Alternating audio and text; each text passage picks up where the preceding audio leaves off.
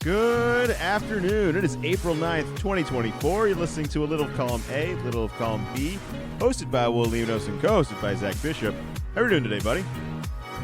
What's going on, Will? I am doing terrible. This long national nightmare continues. UConn just or probably even more dominant than they were last year in the tournament. Not a 4 seed, a 1 seed this year, only a few losses, and no one even came close. Over the weekend, they played Alabama, and the first half, hey, you know what? I think Alabama's there. They're playing pretty well. 8 for 11 from 3, and then you look at the score, and they are down 4. In the championship game against Purdue, you know, Edey, he's pretty dominant. I think that Purdue played a really good half there. You look at the score, Purdue is down 6, and pretty much right when you get into the second half, UConn is able to go up a notch that the teams are just not able to compete with. Last round, they were able to have that 30-0 run where the game at half was relatively close, and it just feels so inevitable. They were the better team. I don't think anyone's going to argue that. I don't think anyone can argue that. This was a really dominant run. I think this game, the championship specifically, was advertised as a battle between the bigs, between, what is it, Klingon and Edey? Yep. And I was actually kind of more obsessed with the guard play and the perimeter defense, the no doubling the whole game, just letting Edey cook and seeing what's going to happen, the way they cut, the way they shoot, the way they all screen, and it's just relentless. You mentioned that they started off not doubling Edey, but in towards the end of the first half and definitely in the second half, they were definitely going and double teaming him. It was a little more chaotic, and it was coming down from the guards. It seemed a lot of the times to be Cam Spencer that was going over and forcing Edey to rush or to pass out of it. There was definitely one where Edey just rocketed it. I can't remember which guard it was. I'm not sure if it was Lawyer, and just threw it right through his hands into the backcourt. So I thought that was a really smart move by Hurley as a game plan of, we are not going to let them get threes. They went 1 for 7, and a lot of those attempts were really at the end of the game and just panic time.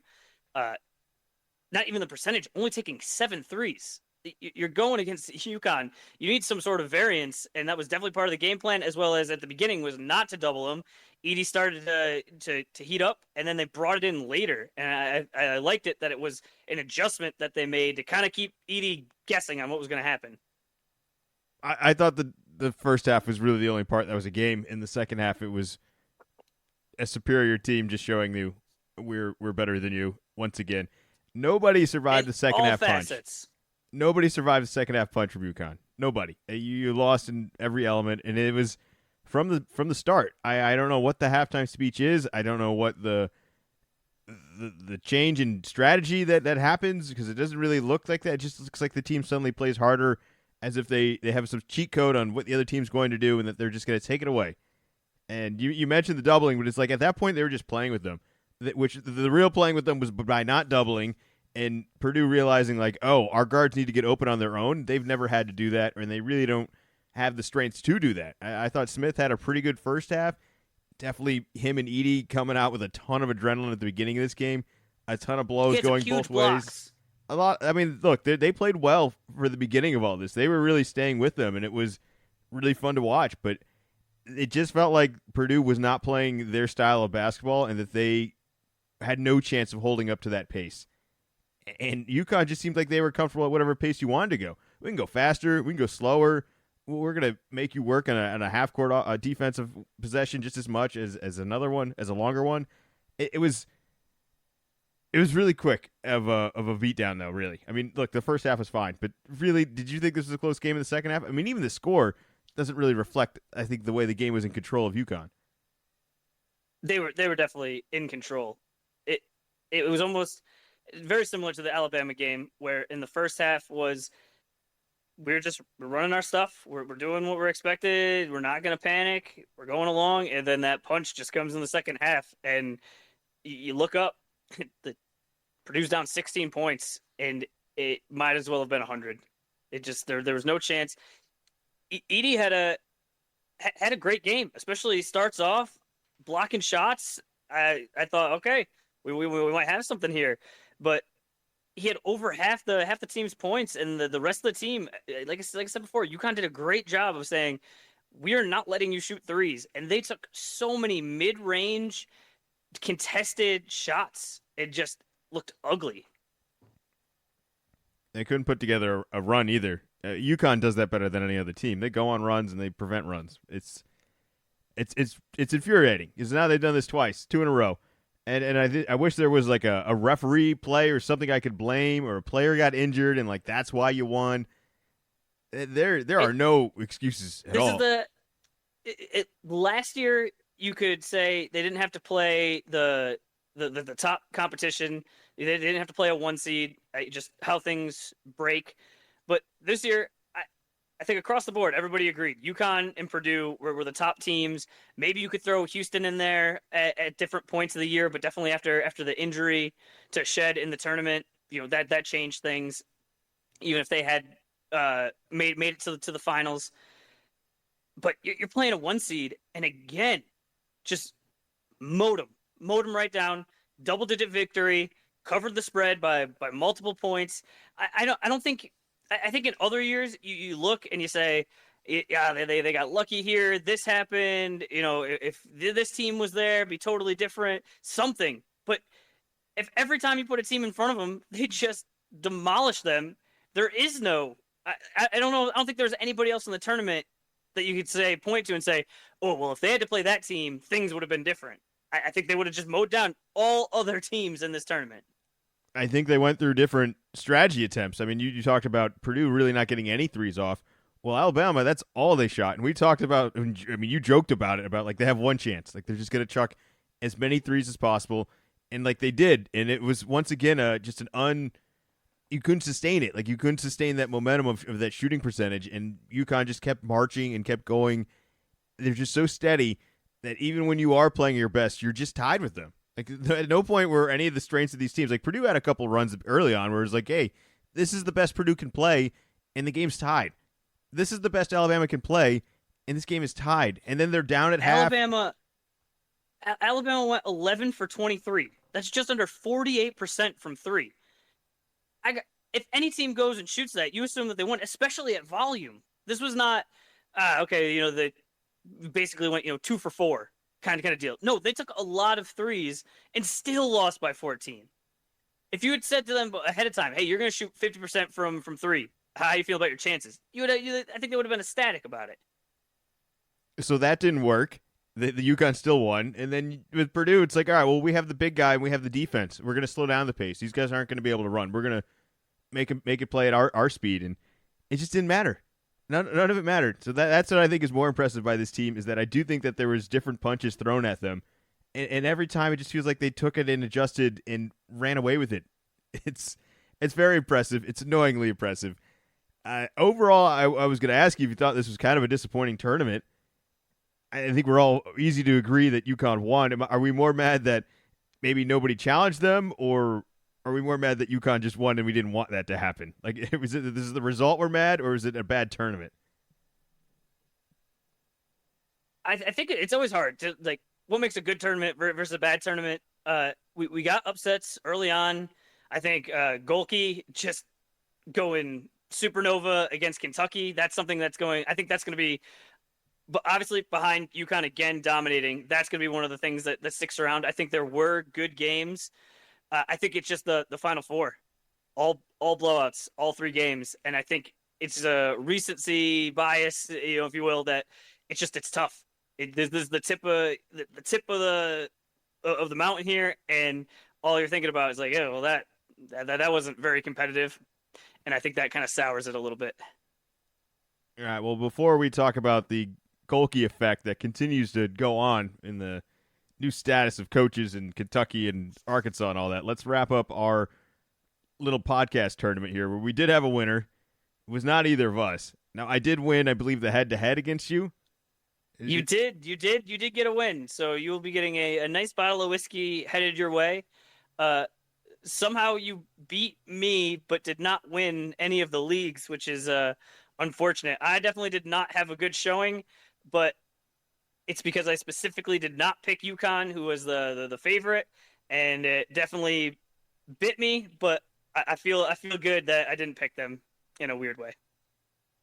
I was hoping that if at least UConn won, I'd at least be going home with more than money from you or more than a bottle from you. I was hoping to at least win something because it's like, hey, you guess the winner right. You know how hard that is? Like it's really hard to do that. And then it's also like it was a result that I wasn't really rooting for either. It's like it's just I couldn't bet against this team. This team is so much better than everyone else. It's so good. It's so good. Yep.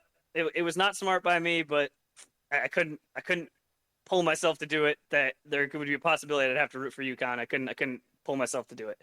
And then so our tournament winner is I only have a name. I don't have an email. I have a score and a name. It's Paul. Congratulations, Paul. We the podcast owes you a $100 Amazon gift card, and if we can contact you some way, we will try to. If not, you can reach us. Little column A. We are on Twitter, Instagram, Facebook, and Zach is on his own Twitter account, which is Wicked Z-Man 24. We'll do our best to reach out to you if you know Paul or if Paul knows you. Just have him reach out to us, and we'll hopefully be able to touch base and continue this tradition of an award to somebody who hopefully listens to the show. All right, tournament stuff wrapped up. Championship. Oh, I got a little bit more. What else? Got a little bit more on UConn. We all just said a bunch of nice things. Oh yeah, really great team, back to back. This is getting ridiculous. I'm tired of it. They're on back to back runs, but Hurley is an absolute maniac. He is out on the court. They called something on him. I don't know how it wasn't a technical. He was out on the court way too far, and the referee, like, it was just a turnover. No idea on that. He continues to just be reckless. He's threatening to fight fans on a regular basis. I don't know why with him it's funny. With anybody else it'd be like, this guy is crazy. What's happening? Probably the winning. I am absolutely at the absolute end with Cam Spencer. They joke about it. He's basically an extension of Hurley on the court, just like he's a little player version, and I agree. Just, it's all fun and games now. I tried to warn you guys last year. I tried to warn people the year before that. You do not want this. It's going to eat away. And as a collective college basketball community, we have to start working together. Otherwise, we're going to have to deal with this maniac for the extended future. So, up to you guys. I've been trying to lead from the front, but I need some people behind me. And it's just baffling to me that people are just love to pat Connecticut on the head. And, no, this is just such a fun run for these guys and all this. No, they want to be a blue blood. They got to get treated like one. And when you go on this sort of run, you got to bring up some hate. And we gotta manifest it. We really got to bring it next year. All right, what was the last blue blood that went back to back? Is that it? Has that ever even happened in our lifetime? Duke in the 90s. Oh, okay. I wouldn't consider Florida a blue blood. Exactly. So that's what I mean. It's like, well, what's harder to do? It's harder to win 2 in a row, is it not? Or is it harder than what? Being defined as the blue blood? I think Mark Titus put it the best, where it kind of got brought up. I was seeing it on Facebook where people were saying the argument's over. If you're arguing now that UConn isn't a blue blood, then it's insanity. But Mark Titus said, I don't know why they're dealing with wanting to be a blue blood. They've won 6 championships in 25 years. That's crazy. If you win 6 championships in 100 years, that's success. So I don't know why they're trying to break into this blue blood club. They should be creating their own club. I think they just did. Like what we're going to talk about next is Coach Calapari leaving Kentucky and moving on to Arkansas, and now there's a vacancy at the Kentucky job. It's like Dan Hurley was immediately rumored, and the timing of all this is so weird. This is the day before the championship. This is between the Final Four and the championship game, late at night on the East Coast, and it's just like you hear Dan Hurley's name come up, and I'm like, well, what is Kentucky going to offer them that he's not getting at UConn? It's like, well, maybe he'll get some more recruits and some more money and some more whatever. And it's like, well, he just won 2 in a row. What could he possibly not have at UConn? Like, he just did it with what he's getting there twice. And you're saying he's got to move somewhere else to make his life a little bit easier? It sounds like he's in the driver's seat. So I'm not saying the Kentucky position isn't one you don't at least think about or at least interview for, but I think it'd be pretty ridiculous for him to leave UConn after winning a second title and thinking that there's something somewhere else that could offer him anything more. Like, he can get everything he wants at UConn at this point. And I think if that's what it means to be a blue blood, of having access to getting whatever you want, or just being defined as that. I think he's kind of made his own group. So like you said, I don't know. Do you think there's any chance at all of him leaving? Yes. Do you really? Do I not Yep. understand this business at all? No, I don't think you do. I really don't think I do either. Like, Because you were shocked that I thought that Cal leaving Kentucky was a big story, and then on Monday, like major sports podcasts, that's what they were leading with. Not the women's championship, not whatever baseball was happening. Like that was, it's huge. It's huge news. I was shocked by the Cal thing. You sent it to me as an April Fool's thing to begin with, and then an hour later, the rumor was essentially confirmed. It happened so fast. And it happened behind closed doors, basically, right? Like, there's no timetables that I'm hearing about all of this. It's like there was a rumor for an hour and then confirmed in an hour and a half. And it's like, all right, gone. What I want to bring up from a little behind the scenes is 2 weeks ago, we had a passionate argument about the future of John Calipari at Kentucky. You said he's had a ton of success, NBA, it'd be crazy for you to get rid of him. I said, it's not about the NBA. This is about what he's done at Kentucky and one tournament win in 5 years. Like, he's got to go. He's got to go. And then during that week, he and the AD, they had a whole sit down together. It was televised. Cal's coming back. There was a little bit of a one last ride situation where it's like, Cal, you better make the Final Four or then you're gone. So there was some pressure there. And I meant to say it on the podcast. I told you afterwards that, hey, you got this one right. He came back. But then now we're 1 week after that, and now he's the one leaving. It's not Kentucky kicking him out. He's the one that made the decision. And I agree with you. It did feel like a little bit of sort of an April Fool's, that not the leaving part so much as that it's Arkansas. Arkansas had success in the early 90s, and then until Musselman came, they really didn't really have that much success. Make the tournament occasionally, but they're not making deep runs. They're not at the same level as Kentucky. I don't think anybody would be arguing that. As well as it's in conference. Arkansas is going to play at Kentucky next year, and for all the years going forward, as long as both teams are in the SEC. So, and it was coming from Arkansas sources. So it's like, well, anytime you hear a leak like that, and yeah, it was within 2 hours. It went from, no, there's no way. Like, this is a joke, right? Like, someone's got their facts messed up to, nope.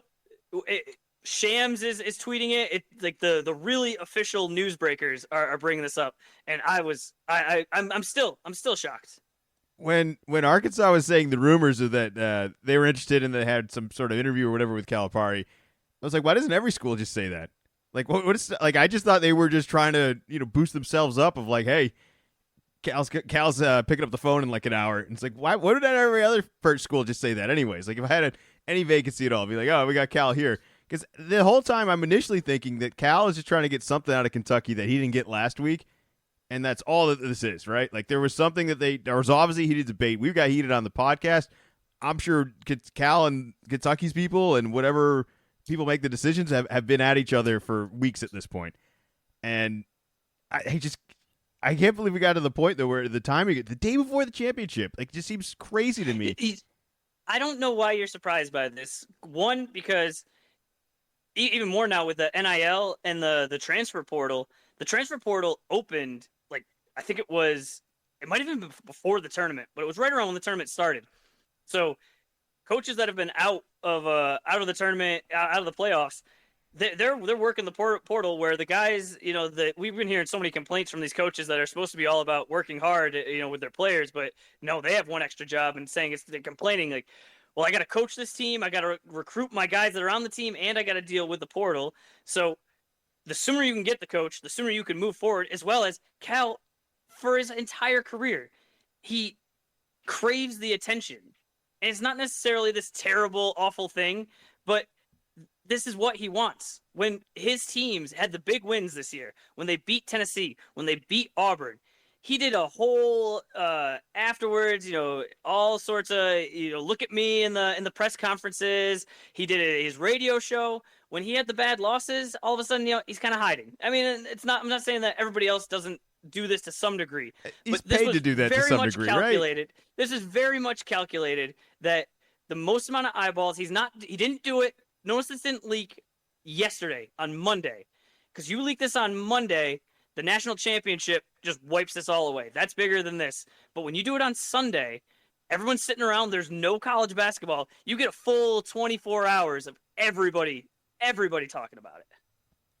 I just thought, strategy-wise, if I'm leaving any career, I want to know where I'm going next, and I just what if like Hurley retired, UConn wins, and he retired, and like that job opens up. I would have waited for maybe the two best teams in the country's job to see if those were available before leaving mine. Well, now, why would Hurley or Matt Painter leave their jobs? Why wouldn't you just wait another day and to see? Like, why did it? Because you thought you were going to get that much more attention that day. This would have been big news any day. But I think that maximized it, because now today finals are over. Like, college people, like they've been working hard for a month at like the peak. But I mean, even it's been a whole season. Now it's summer vacation. Now, I mean, Cal news, it'll get a good chunk of people back, but there's a lot of people that, I mean, it's just like, same thing with the NBA. Like, once you are you're out, that flight to Cancun is already, it's been booked a while. Like, these guys, they're already going on vacation, a well-earned vacation. All right, let's move on to some other questions within this story. Why Arkansas?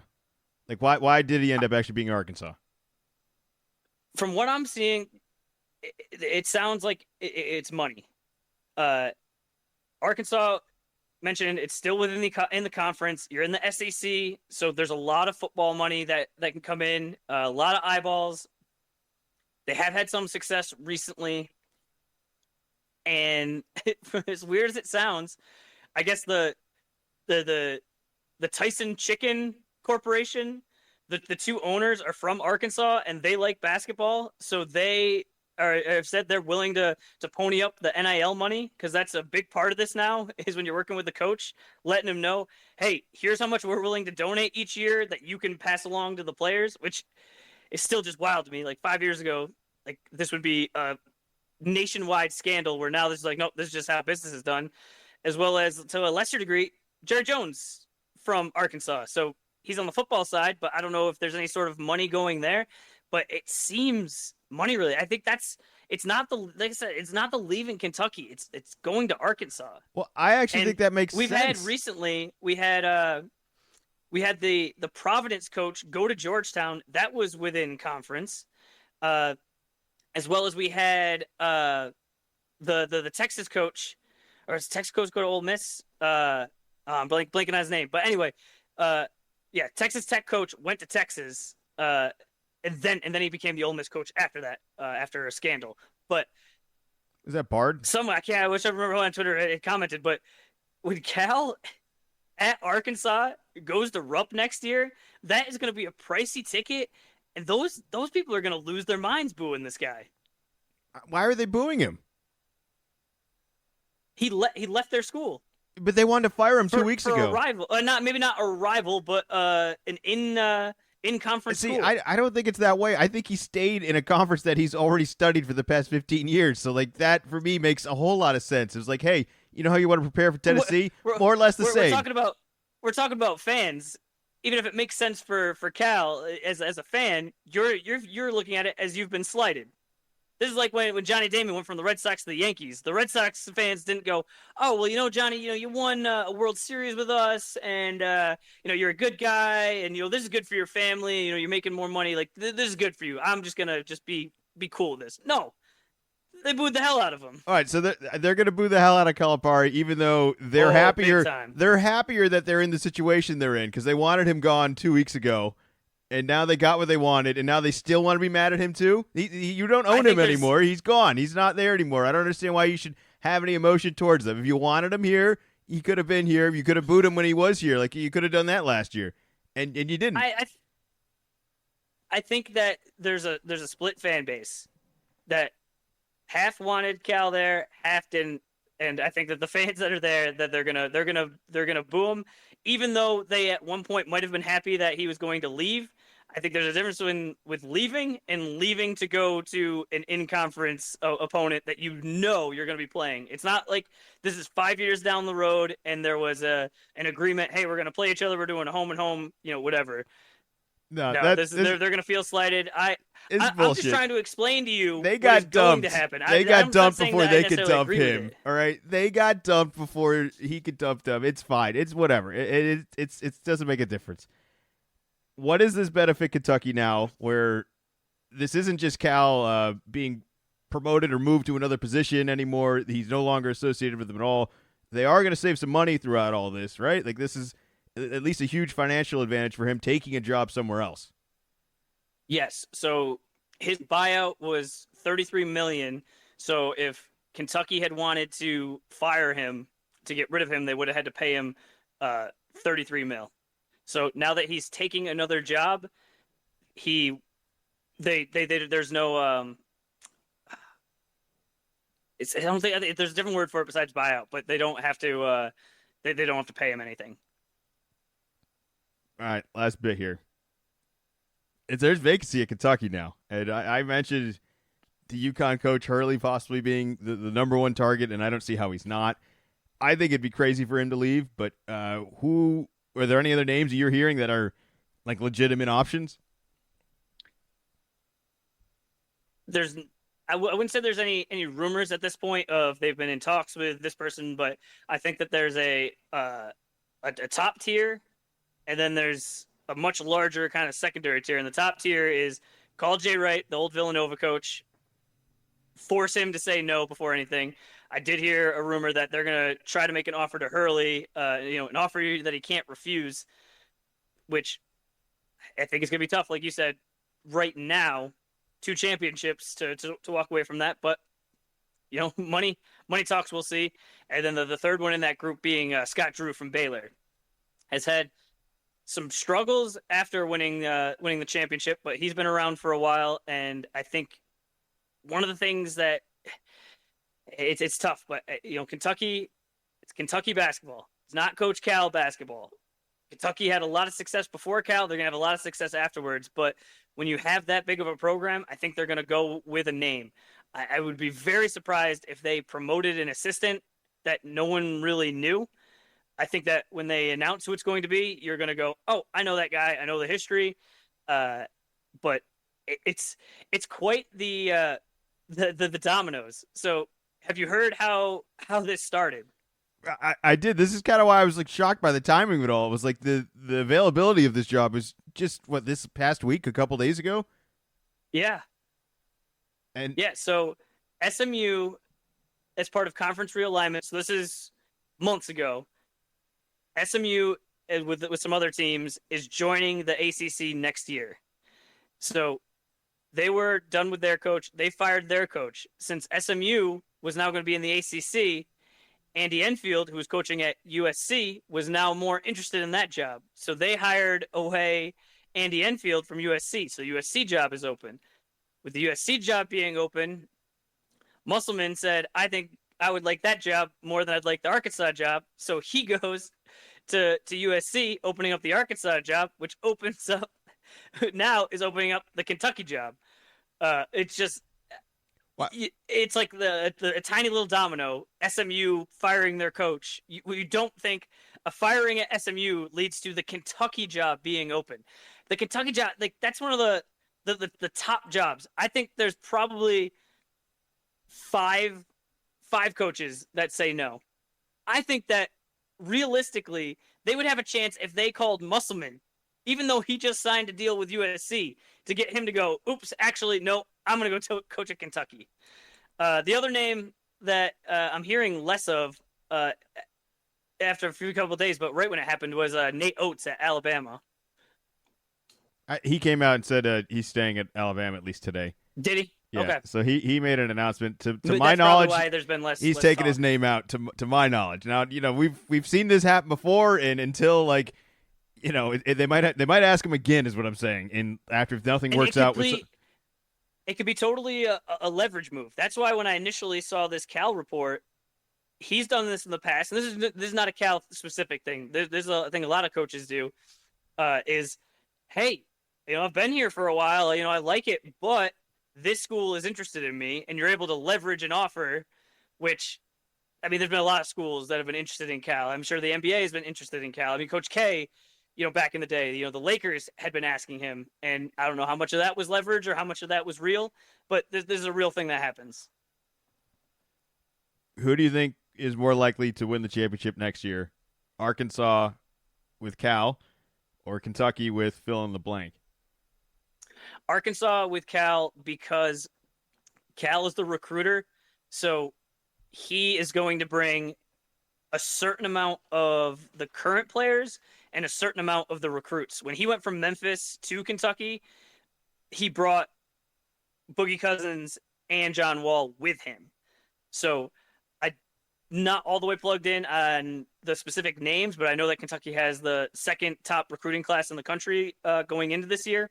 So there's going to be a certain number of those guys that were Kentucky recruits that are going to pull back, and they're going to possibly go with Cal. And I think there's a good likelihood that happens. So I just think that those players are going to be better than the players that I think Kentucky. It's just going to take a little bit.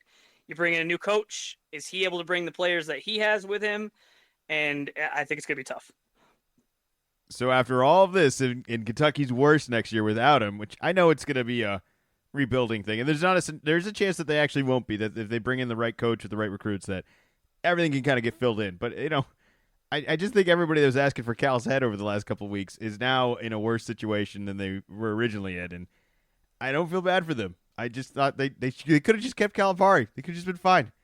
They could have kept getting upset in the first round. Could have kept doing that. I don't know why that's entirely on him. I don't understand why he's the only one to blame for it all. Because the players are different every year. He is the constant. So at a certain level, and they've constantly been pretty good. You have the championship, you have the former success, but at a certain point, it's what's the constant here? We have the top recruits every year. They're different every year, but we can't make it past the first round when we're a double-digit favorite. Cool. I hope you miss a tournament next year and you realize what a bad season actually is, because this wasn't a bad season. No, I don't think it was a terrible season, but I think when you're Kentucky, it's just it's the same thing. The Patriots in their heyday. It's like if we didn't make the Super Bowl, it felt like a letdown. Where there's a lot of not a lot of other teams, all other teams are looking at us being like, "Are you crazy? You made it to the AFC Championship game and you lost that one, and you're like all disappointed." It's like, yep, we have certain expectations, and the Kentucky fans, they have certain expectations, and you got to at least make the Sweet 16. Got to at least make the Sweet 16 every once in a while. You miss it, okay, fine, but if that is not happening 80% of the time, they're going to get mad. They have a short fuse for this. Yep, and I hope they have a coach for a really long time again, like Cal did. Cal was there. I hope it works out. All right, this was not the only championship basketball being played this past week. We did have a women's championship. Hey, do you have anything else? Are we good?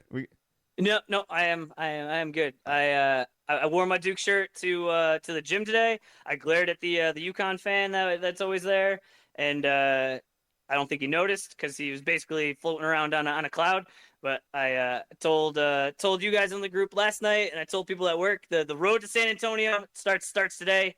Got to lock in for 2025. Right, the women's Final Four, and arguably the championship. I think we're just closer games, just to some degree. At least Caitlin was entertaining to watch.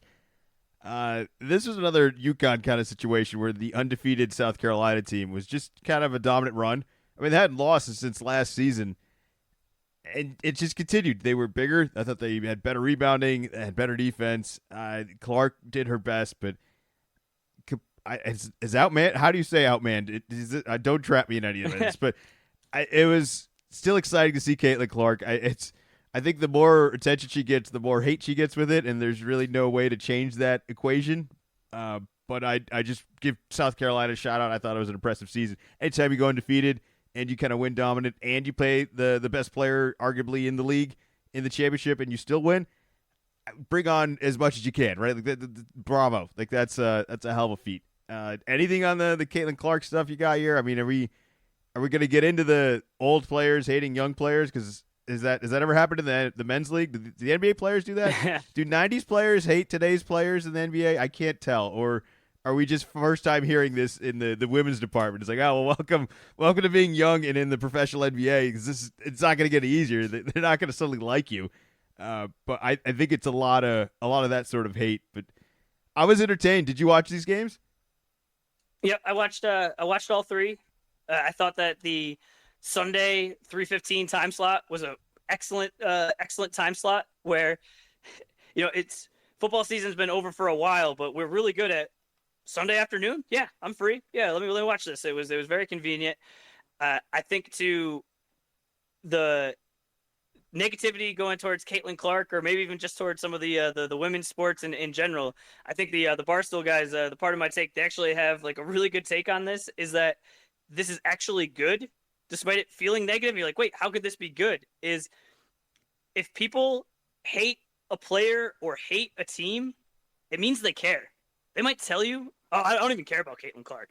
But if you're on message boards, or you're talking to people at work, or you're online and you're, she drives me crazy, she gets away, she argues with the refs, she's just all these things, it means you care. It means you're watching the games. And I think that if the women are looking to get to the same level that the men are at, which it seems like they are on their way towards doing, this is what's going to happen. And this is what being a sports fan is. Look at my rant earlier about UConn. There's like a part of being a fan that is rooting for your team, and there's a part of being a fan that is just wanting your rivals to crumble and to fail. And it's two different sides, and it's all part of sports and being a fan.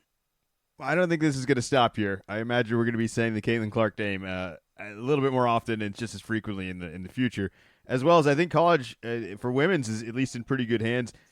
I watched Juju play earlier, and there's something with the footwork that I haven't really seen anybody dribble that way, and it's very, very impressive, and I'd like to see a little bit more of that. I think that there's going to be a drop-off next year. I think that women's basketball is moving forward. I'm not on the Bill Simmons that it's more popular than the men's, and it's the best basketball that anybody's ever seen, but that's another conversation. But I think there are names that from teams, they do play 4 years, and now there's still an availability to play 5 years with the COVID bonus year. So you are more likely to have a repetitive. This woman is on the same team. Watch for a while, but I think Caitlin Clark was even above that. I think that Steph Curry range. I think that we just as basketball fans, we don't care who it is, what it is. It's just if you can consistently have that heat check game, that's what people want to see. So I think next year, I think there's going to be a little bit of a drop off once people are watching and going, well, what do you mean? Paige might be a senior. I'm not positive, but Juju, wait, she's just shooting jumpers. I guess the footwork is kind of cool, but it's no, I want the logo shot. I want that one. No, so it is cool though. She's got a first step that is really impressive, and she shoots very balanced and quick. I really like her game. It's very fundamental. And that's what I'm saying. I'm not saying that she's not a great basketball player. I'm saying that the casual fan, but I think that this Caitlin Clark helped to get more people to watch, and some of it is just retention. So I think there'll be a dip next year, and I don't think that's a terrible thing. I think one thing that is going to work for Caitlin Clark and for the WNBA is where with the men's season ends in college at the same time. The draft isn't till June, and then the NBA season doesn't start until October. With the WNBA, the draft is in 2 weeks, and then the season starts about I think it starts in May. So I think there's a good chance, I believe the Indiana Fever have the first round pick, and it just seems like that's who they're gonna pick, Caitlin Clark. So if you are looking to watch Caitlin Clark play, you don't have to wait that long to see her play again professionally. That's gonna help. That's not gonna hurt. Just keep all the momentum going, and then there's multiple other players that I think will be interesting to see where they end up. I think it'll be interesting too who she ends up playing with. I don't. It's been 3 days or whatever since the championship. I don't want to throw shots at teammates. You had a great season, all right? I'm not taking away anything from this, but you're gonna put some better players around Caitlin Clark. There's gonna be some crazy games that are gonna happen too. Just think of that. I don't want to take too many shots at her teammates, but there's certainly a talent level that's going to rise when she goes to a WNBA and is playing with other players around her. That is going to set just a new limit on things. Like, it's going to break some stuff. It's going to be. I'm not saying must-watch stuff, but it's going to find ways to get into the news a lot more frequently than it ever has in the past. And they go mostly in the summertime, so their competition is basketball, maybe the big three. So once the NBA playoffs end, and then even towards the end, there's one game a night, and so if you're looking to get a basketball fix, there's plenty of opportunities. All right, let's talk a little NBA. We could talk some Bronny transfer portal. That seems to be the story that it can't go away. I mean, this guy, he has a name. I'll give him that. I haven't really seen him play to the point where he's an NBA talent, or even. I mean, yeah, I know he's in the transfer portal. He's barely right a college talent. I was about to say he's in the transfer portal. I haven't heard like one school that's like, oh, we're interested in Bronny, and I don't know if I were supposed to hear that kind of stuff. It just would have helped if it would boost him up to some degree of like, oh, well, UCLA is interested. I don't know that for sure. It's just making it up as an example. But like I don't know what we're doing here. I don't know what to talk about. I don't want to be mean to the guy. I don't want to say it's impossible. I don't want to say he doesn't belong in the NBA because if he does not belong in the NBA at this point in time. I don't think we're doing him any favors if we do put him in the NBA. I do think there's a chance that he could get a lot better. It's not this year. We're setting this bar way too high. If this wasn't LeBron James's son, no one's talking about it, and that's fine. But he is LeBron James's son. But he had a cardiac arrest last summer. We shouldn't be looking at this of he's transferring, and what's his next step, and is he gonna lead this team, or is he gonna go to the draft, and where is he gonna go? Is he gonna play with his dad, and what's gonna happen? I think we should be lowering this bar way down and saying this is awesome that this guy that had a cardiac arrest, where a lot of times that means you are done, you were never playing basketball again, was able to actually play basketball. I think that's what we should be commending, and not trying to figure out if he's gonna be able to play in the NBA. The thing with the transfer too, when you're a development player, I'm sure. All right, just say in theory he was able to transfer and he was able to get on the Duke squad. He's not going to play. So he made it there, but you're not actually benefiting from it at all. You know what I mean? Like, he's got to go play somewhere. And we're getting a little over our skis here, where it's Bronny James, this is LeBron James' son. A lot of NBA guys are commenting on this. He was at USC. He is transferring from USC. We just talked earlier. The USC coach left. This is not unusual. When a coach leaves, a lot of times there's an exodus of guys. A lot of times guys are not recruited to the school. They're recruited by the coach. The same way we're talking about with Cal. The guys that were going to go to Kentucky that are going to go to Arkansas now. Guys that were going to go to Arkansas, they're now probably going to go to USC with Musselman. It's just, this is not crazy that he's transferring. I don't think that it should be looked into that, oh, no, something was really wrong there. It's like, no, the coach left. That's who recruited him. Now he's probably going to look somewhere else. I would have to imagine he's going to stay in Southern California, but maybe if he's not at a Power 5 school, maybe that's going to be better for him. A little bit lower competition. All right, speaking of competition, we could say Boston's 15 games ahead of Milwaukee, and that would be accurate.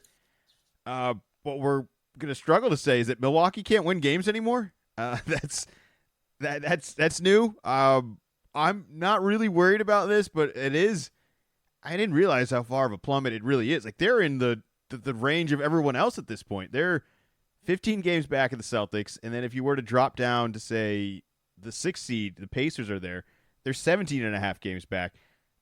I don't know what Milwaukee wants to have happen here, and they are, I think, still capable of being in the driver's seat. But what if they fall from a 2 seed to a 3 seed, and now, who knows who ends up crawling up there? What if Philly ends up crawling up there, or what if Philly wins the play-in game at 7, and Milwaukee's right there at 2? Like, I don't know what Milwaukee's doing right now. Are they going to wake up and we're going to just be like, there's nothing to relax, like, or should we be worried right now? Like, is this actually a concern? Let me read off the last 4 games, because it's not just that they're losing, it's who they're losing to. So starting, they lost at the Wizards.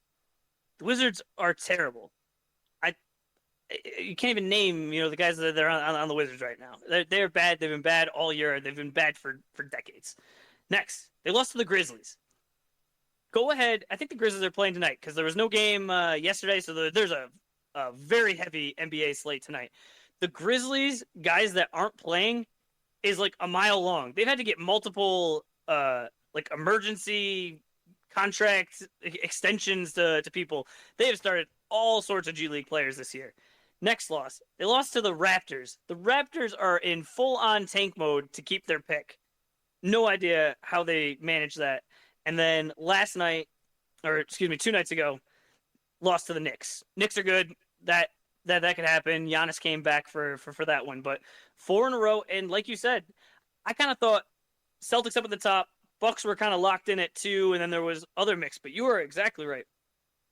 The Bucks are 15 games behind the Celtics, and the Cleveland Cavaliers at the 5th seed are 16.5 games. So that's 1.5. There's only 4 games left, but it's possible.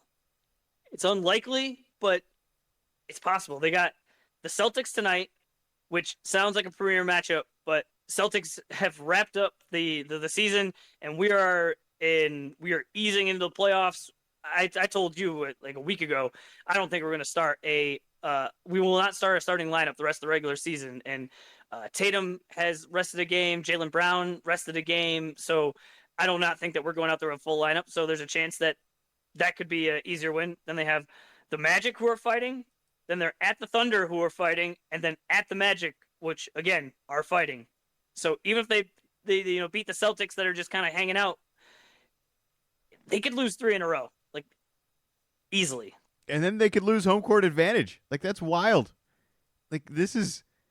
I know everyone is picking on the Doc Rivers struggle and all of that, and the changes, and now they've had some guys in and out, but I thought at some point we'd say, like, oh, there it is. Or, like, at least, like, what was the last glimpse of this team? Like, there it is. Like, I haven't seen it in a while right now. I think I've been seeing, I don't have these numbers exactly right, but it's close, where they were 30-13, fired their coach, and now under Doc, I think it's 15-18, where you would have thought, all right, there's going to be a little bit of a rough patch. Doc started on the road, but like at some point, it's like, when is this going to kind of turn around and we're going to get the Doc that makes everything work before we get to the playoffs here? Because the playoffs are starting in 2 weeks. So, Yeah, I kind of feel like at this point the Celtics, like, if we don't go to the finals this year, we really, really, really messed up. Because if Miami takes out Milwaukee in the first round, which I feel like that's lined up to happen again now, and I don't want to put it out there and it could end up happening to us, would be a disaster. But I just think there's a new vulnerability that was not really there last year, and then Giannis got hurt in that playoff series, and he doesn't really play, and Miami wins, and we're all like, all right, they'll be fine next year as long as they're just healthy. And I don't know if they have that benefit anymore of just like, well, we just need to get out there and be healthy. I think. Well, then they got Lillard. Like, yeah. You would have thought, all right, now we're ready for end of games. Like, let's go. I'm still nervous of a Giannis playoff matchup. I wouldn't want to be run over by that guy 1,000 times. But right now, that's not really working. Are you more concerned about Giannis or Middleton, the Celtics killer? I wish we're gonna retire Middleton's number in the Garden. He's had better games than like some of our best Celtics. It's stupid at this point, and I hope it ends at some point. I would actually welcome it as like a late retiree just joining us at some point. Like just score for us rather than against us. All right, let's jump over to the West. I hate this. We have to talk about the Lakers. They're 8-2 in their last 10. They're a half game back of the Kings, which is just a sad season at this point of being in control. They just have the injuries, and they are just like limping along, just hoping not to absolutely fall down, and they still might. I think if you're the team, you want to make the playoffs again to just get the experience. I just don't see a way that they're going to win the play-in game against these teams. I think that the weaknesses they have right now without Monk and without Herter are killing them and are really going to hurt them against a single elimination matchup against either the Lakers or the Warriors or the Pelicans or the Suns. I don't like their matchup in any of that. And the worst part about all that is that it only benefits the Lakers and the Warriors so much. And I hate it. I hate it. But it seems like these two teams are doing everything they can at the late in the season here, the Warriors and Lakers, to just sneak in, and they're gonna have to clip off someone. And I think the clip is the Kings, and they're done. Like, I hate to say it, but I think the Kings are done. I'm already crossing them off. I don't see it.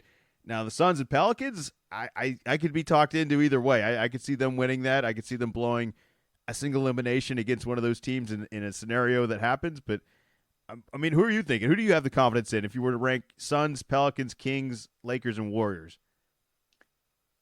Well, really throwing them in the mixer because I just pulled up the Kings' schedule, and they have 4 games left, and it goes at Thunder, Pelicans, Suns, and then the Trailblazers. But so that's not these good. teams still have to play each other, and then I believe, is it tonight that is the or I think it may be tomorrow that it's Timberwolves, Nuggets, and kind of whoever wins that is going to be the 1 seed. Let me pull that up. I don't think Denver cares who they play, and I don't think it matters if Denver is a 1 seed or a 2 seed. And I also that's think tomorrow. Timberwolves at Nuggets tomorrow, ESPN 10:00, and it is not all the way, but I think whoever wins that will have a game lead with only 2 to go, and I think the tiebreaker. So then the other team would have to win both, the other team would have to lose both. So unlikely to happen. So yeah, tomorrow is kind of the show what happens. Is it? I think. I mean, I don't know this for sure, but the play-in is so new that I'm trying to do the math on, like, does it matter if I'm 1 or 2? Like, do I know who I'm going to play? And it's like, if 1 and 2 is shuffling and 7 and 8 are shuffling, I don't think anybody can really plan on what's going to happen. Like, there are 2 moving parts that are all going to be changed in a day or two. That I think Minnesota obviously wants to have home court advantage. I don't think it's as important to Denver. I think Minnesota is vulnerable against some of the teams I just mentioned. I don't think Denver's vulnerable against anybody.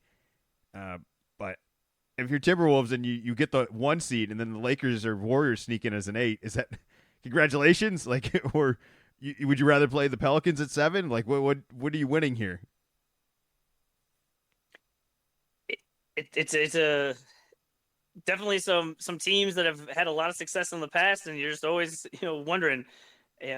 LeBron's usually able to turn it on a little bit more, but it's not like in the past where Anthony Davis has been hurt or LeBron has been hurt for stretches. This team has been pretty healthy all year, so I don't know. I don't know. I don't like it. Would you pick the Timberwolves over the Lakers or Warriors? Yes. I know they're young, but they're so far ahead. They're so far ahead of them. The only thing with the Timberwolves is Cat being hurt, but it seems like that is not. Naz Reid's been great. Severely dragged them down, and Cat has had his struggles in the playoffs in the past. So I say you got home court advantage, and just take advantage of them. Right. I'm just gonna throw out another potential upset, I guess, but if the Thunder drop to 3 and the Phoenix stays at 6, I think there's this interesting scenario where the Thunder are really small, and the Suns also kind of refused to acknowledge that they needed a center all season as well, just rolling with Nurkic. And I think if you're the Suns, you're like, this is the only matchup where we are actually kind of the bigger team in some ways, and I don't like that for the Thunder because I thought they worked their ass off the whole year. They're 1 game out of being the 1 or 2 seed, and there's a scenario where they get matched up with someone really good as well. And I mean, I'm complaining about all this, but it's also exciting that there's this many teams competing in the West. The West is good. The Warriors are the 10 seed, and they're above 500. They're at 551, and 551 would put you. That's what Miami is. That's the 8th seed. It's gonna be fun. The ending is gonna be fun to the season. I don't think we're gonna get a bunch of games that aren't gonna mean anything over the next week. But that usually happens. Yeah, but then the play-in game is going to start, and that's where the real drama is going to happen. And Miami's either going to repeat what they did last year, which is going to be insane, because we're all watching. I feel like last year I wasn't really paying attention to the play-in game. I didn't realize that a team could win the play-in game and then win in the first round. That just didn't seem possible. It seemed like it might happen in a once in a lifetime. Or go to the finals. Yeah, or go to the finals and beat everybody. Like that's insane. So now I'm going to watch these play-in games knowing, well, hey, this just happened last year. There is there's a chance we see somebody make some noise of all this. It's similar in a college bracket where you take down the 1 seed. Well, now you got the 1 seed route through everybody. You know, you don't play the 2 seed next. You play whatever comes after a 16. It's a much easier route. And I don't know what's going to happen, but I think some of these teams are a little bit more vulnerable than I want them to be. And all the young teams is really what it is. And you seem to think that the Timberwolves have it together enough that they can win in a playoff series. And I agree talent-wise, but it's different in the playoffs. I don't know if they have the mental capacity or they're going to make enough right decisions and not crumble, but I could be totally wrong. They could dunk it over everyone. They were like so much younger, faster, and stronger, and just take over everything here. Do we want to take a Celtics minute? Is there anything? You got anything? Coach of the year? It should be noted that we ran away with this. Like by all of the metrics, best in the league. I mean, we locked up the best record in the league before the last snow here in New England. So that's good. 11.6 differential. The next one in the East is the Knicks at 4.5. Oh, what about the best in the West is 7 with the Timberwolves. It's just I think we are, like you said, like we have to make the finals. Just in the past, you know, it's been close down the end. We don't have the 1 seed. You got to play your guys right towards the end. We've been able to rest guys throughout the year, and definitely this last stretch here. There's no reason that we are not going into the first round just completely healthy, completely rested, completely locked in, ready to go. You were saying something. We had, what do we have? 4 players win Player of the Week this year. 4 different players. We had 4 players win Player of the Week this year, which is crazy. Tatum, Jalen. Yep. Kristaps was this past week. And yeah. What was it? Derek White earlier in the year. Oh yeah. Oh man, that's great. Oh yeah, the guy, the straw that stirs the drink, the best defensive guard, definitely the best blocking guard in the league. I wonder. I'll have to look. I should have prepared, but there was a stretch where he had more blocks than Giannis, and you were really downplaying it. But I don't know if you know, but Giannis is a lot bigger than Derek White is. Don't. All right, we gotta get out of here. NFL, just moving on. Yeah, we have to enjoy this. It can't just be finals and just all in the playoffs. Yeah, I know, but why can't we just say we're good? We got to put down the other team. We got to have some fun with this. If we're gonna be miserable about this, then it's gonna be terrible. We gotta enjoy that. We were just knocking teams around. We just show up and we just rain threes on them, and we say, "We will see you later.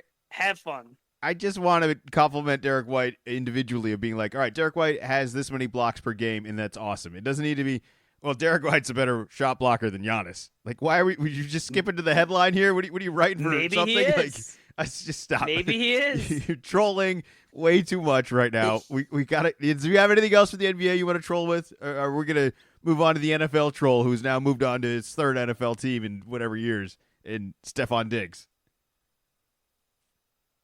Yeah, we can move on to football. He's going to Houston. Real football. Oh, I cannot believe you had to sneak that in Sunday now. morning. Was it Saturday or Sunday morning where I don't even know it came out of nowhere. It's something like, hey, like, what are you up to? And you're like, oh, I'm watching football. I was like, oh, that's interesting. I'm watching football. I'm watching one of like the week 11 games. I just threw it on to have something on in the background. And then you list off some cities in Europe that I don't even know if they're real Manchester or not. United versus Liverpool. You haven't heard of them? You're not watching football. You're watching soccer. And you I don't even know. It was I was concerned for your safety. I thought this might have been some sort of a coded message that you were in danger, that you were calling soccer football, watching it voluntarily on a Saturday. I was scared. I was concerned for your health and well-being. And I don't know. I don't even know why you're bringing this up. Stop. I don't even know why you're bringing this up. I feel like we wasted a really good argument on Cal, and then Cal just like killed all the content the next week. It's like, what do you, like, I was way too mad about that. And I'm not going to get mad about this. All right. This doesn't mean anything. All right. But your whole argument for college basketball is like, oh, they play harder, they care, and the crowd is so into it. It's like, that's everything with soccer too, especially on that sort of level. The crowds are insane. The players out there are playing really hard. They're well-known teams. They're not weak teams. It's the off season. I wasn't like watching this over something else. All right. It wasn't that you were watching a big soccer match. It was that you called it football and you threw me off. I was like, oh, is is the UFL on? I didn't think that was on in the mornings. I thought it was like maybe watching one of these spring leagues, I'll and I was curious. Oh, speaking of the St. Louis team, set like the record, had like 40,000 fans at their opening game. I'm sure that's gonna fall off, but 40,000 people for a live event, that was pretty impressive. I'll make sure to add a U and remove an O the next time I send football. Well, that would all be right? helpful if you're looking to be all fancy and worldly, if you want. But I felt hustled. I ain't concerned. I was concerned for your safety. I don't understand how this was so offensive to you. It had to be brought up on the podcast. There's no way that was written down anywhere. That's why I wanted to make sure that everyone knew. Like when I say we're talking about football, it's about American football with the oblong shaped ball, and teams from America are playing it. It does. Didn't want any confusion. All right, NFL. Stephon Diggs has been traded to Houston. I asked you if you thought Stephon Diggs would be the Patriots' best player, and you said no, and we probably came up with a list of maybe, 1, 2, 3 players that probably be better. It was on the defensive side. And it was on the defensive side. And I agreed. I wasn't trying to say like Stephon would be our best player if he was on our team. I still think that we are not better than Buffalo, and Buffalo just traded a player that could arguably be our best player. So I'm more excited for him over there in Houston, though. This will be exciting. I'd love to see what Strauss could do with this, and I don't know if he'll last there very long. I mean, does Diggs seem like somebody who's getting closer to retirement than setting any records? I think so, but maybe there's a year or two left there. What do you think? There's an argument that the change in the offensive coordinator had something to do with that. That if you looked at the stats before and after, as well as it could be, you're playing in Buffalo, and at a certain point in the year, it gets really cold, and usually that favors the run game. So I am not willing to say his career is over and there's no more. It's just going to be on the decline, but I would agree he's closer to the end of his career than the beginning of his career. I don't really have much else for NFL other than like, how nervous are you about this Patriots draft pick? I have no confidence in us at all. So I really am just prepared for whatever result it is being the worst thing ever. I'm nervous. How would it be the worst thing ever? I think we're going to trade out. I don't think we're going to take anybody. And I don't even think that's I'm not even sold if that's right or wrong. If we're going to suck this year, if we're going to start Brissett, I feel like we have to draft somebody. I just want to draft someone. I guess that's what I want. I don't want to trade out. I want to have one of the guys. You want to draft a quarterback? I want a quarterback. You want a quarterback? Okay. I don't want JJ either. If you want to trade back and get JJ, which it doesn't even sound that's going to be possible anymore, I could have been talked into that, but it's always possible. I could have been talked into that, but I think where we're at, we have a good shot at getting one of the 3 guys, and just take it. Just take him. Like what? Well, we don't need to overthink all of this. And if he sucks in 3 years, it's whatever. We do another thing. We take another guy. But I don't think you're going to get better by trading out of this. I'm nervous about it. Are you not nervous about this? I'm terrified of what we're going to do. No, I'm not. I'm not nervous. We got a new coach. There's a lot of new things, and I think success is still a ways away. And I think even if we were to draft one of the top guys, I think that we're starting Brissett, and then we'll transition over. But it's just these guys, even at the top, they're so hit or miss. Sometimes even you look at last year, Strauss is good, and who's the guy in the Panthers? I'm blanking on his name now. Off season, Bryce Young. It's just like he's looking not so good, and they're both like 1-2. So is it the player? Is it the fit? Is it the scheme? Like, I don't want to get too attached to it. All right, but what if just hypothetical? What if the best receiver or best quarterback ends up going at 3? Because that has happened actually frequently the last couple times. And what if it's falling into our lap already, and we don't even have control over it? And the only control we have is if we trade it away. And I don't want to do that. What if that scenario happens? Like, we're Josh Allen, Mahomes. Those guys weren't number 1 draft picks. Like, what if this just falls into our lap, man? Like, what if that just happens? It's very possible. I like the positive attitude. Yeah, it's big time nerves in there. All right, we got to get out of here. There's a minor MLB story I could kind of catch everyone else on. Teams being moved, but not permanently. I can't believe this is real. Who agrees to all of this? The Athletics are moving to Sacramento, but only temporarily until there's a Vegas stadium ready for them, which isn't scheduled to be built anytime soon. Or what is happening here? Yeah, so this really started in earnest last year. John Fisher is the owner, and it just seems to have no interest in winning. Blaming it on the fans. The fans aren't showing up. The fans aren't showing up because the team is terrible. It's been terrible for a while now. Because I think the owner is looking for a reason to move the team. So if there's no success and you say, hey, well, we don't have the fan support, it makes it a little bit easier. But last year, the fans picked a day and said, this is BS. We love this team. We love Oakland. And so they had a day where they packed the stadium and all brought signs, hey, if you don't want this baseball team, sell it. John Fisher says, nope, I'm rich. I'm not going to just sell the team. I'm going to hold on to it.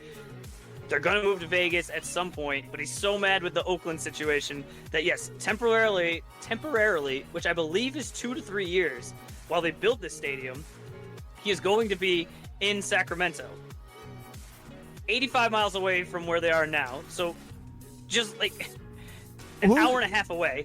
And also, while he did this, he said something along those lines. I can't find the quote right now. I wish I could pull up and say verbatim. Is he said, yes, it's going to be awesome to watch great players play in Sacramento, whether that be Aaron Judge or Athletics players. So it's like, do you even know any of your players? And why are you advertising like Aaron Judge plays for the New York Yankees. Yeah. He does not play for your team. So you're one of your main things that you are advertising to get people to come watch you play is, hey, there are really good players on the other teams that you can come watch play. I would be livid. I cannot imagine this situation. I mean, I am so lucky. The teams that I root for are absolutely rock solid. The premier teams that, like, there's like, obviously there's always a chance, but it's like so minuscule of this happening. But I try to put it, if like the Celtics ownership were to treat me like this and just say, hey, yeah, we're gonna be terrible and we hate you, and oh, so you don't care. Yeah, we're gonna move to Maine, like, for a little bit until we move to, I don't know, Nantucket, something crazy. I feel for those Oakland fans, because a lot of these, like we are, you're fans of the teams that are around you when you grow up. Like, you don't necessarily rationally at 18 look through a list and go, I'm going to be a fan of this team, and it all makes sense. You're growing up, so you grew up in Oakland, you're like, I like baseball, I'm going to be an Athletics fan, and then you get treated like this by a billionaire. It's awful. I'm glad you got that off your chest. It was great. I just couldn't imagine working for like a career, like, say this is your job, right? All right, hey, we're going to move you. It's going to be for 2, maybe 3 years, and then we're going to move you again. But go ahead, get comfortable for a little bit, because we already have a scheduled move. We just don't know when. I just who was signing up for that? That doesn't seem convincing at all for a professional organization to offer. No, they're not going to get many people there. No. And that's kind of the whole point, of to continue to be terrible so they can officially make the move and have Las Vegas pay for them to build a stadium for them. All right, we got to get out of here. Subscribe, Little Column A, Little Column B, podcasts, Spotify, YouTube, Facebook, Instagram. Paul, congratulations on winning. We'll do our best to contact you, and hopefully we're able to transfer the funds. Anything else for the people out there? Go Seas. Go Seas.